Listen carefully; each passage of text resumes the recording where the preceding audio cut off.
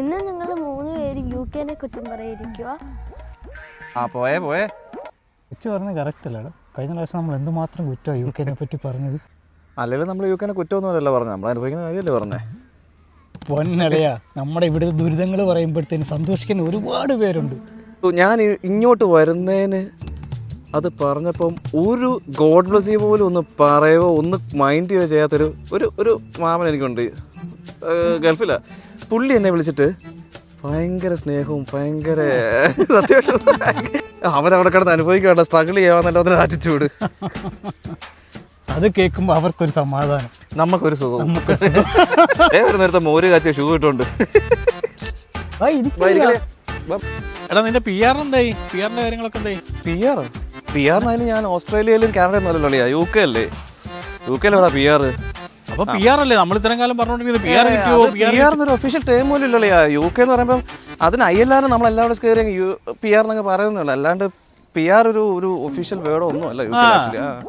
എടാ അപ്പം ഇനി മുതൽ PR അല്ല, ILR. കുറെ പൊട്ടന്മാരുണ്ട് ഇപ്പോഴും PR എന്ന് പറഞ്ഞു. PR-ഉം ILR-ഉം ഒക്കെ പോട്ടടാ. കൊച്ചിന്റെ കാര്യം എന്തായി? ഇപ്പൊ 2027 ഡിസംബറിലേക്ക് അപ്പോയിൻമെന്റ് കിട്ടിയിട്ടുണ്ട്. അന്നൊക്കെ നമ്മളുണ്ടാവുമെന്ന് പറയുന്നില്ല.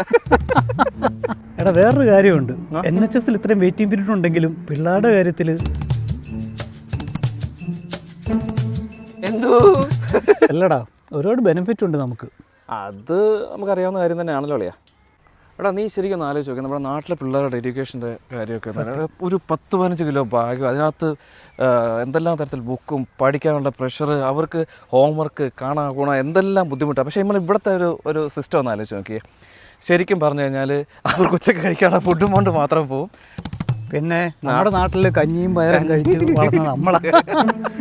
ഇവിടെ മെനു ആണ്, അവർക്ക് ചൂസ് ചെയ്യുന്നത് ഇഷ്ടമുള്ള ഫുഡ് കഴിക്കാം. ശരിക്കും പറഞ്ഞാൽ തീറ്റയുടെ കാര്യം പറഞ്ഞപ്പോഴും ആലോചിച്ചത് 10ാം ക്ലാസ്സിലൊക്കെ എന്തോരം തീറ്റ തന്നത് അല്ലേ. എന്ത് തീറ്റയാണ്? Sine theta, cos theta, tan തീറ്റ.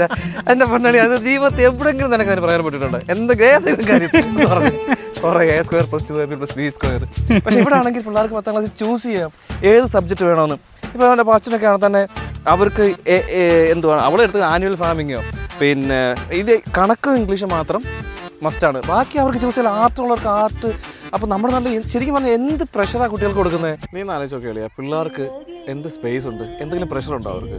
അതുപോലെ തന്നെ ഏറ്റവും പ്രധാനമായിട്ടുള്ള കാര്യം എന്ന് പറഞ്ഞു കഴിഞ്ഞാൽ അവർക്ക് സുരക്ഷിതത്വം. അത് അമേസിങ് ആണ്. അപ്പൊ നിനക്ക് UK പറ്റി നല്ലതും പറയാൻ അറിയാല്ലേ? അപ്പൊ നിന്റെ അമ്മാവൻ ഒരിക്കൽ കൂടി വിളിക്കും.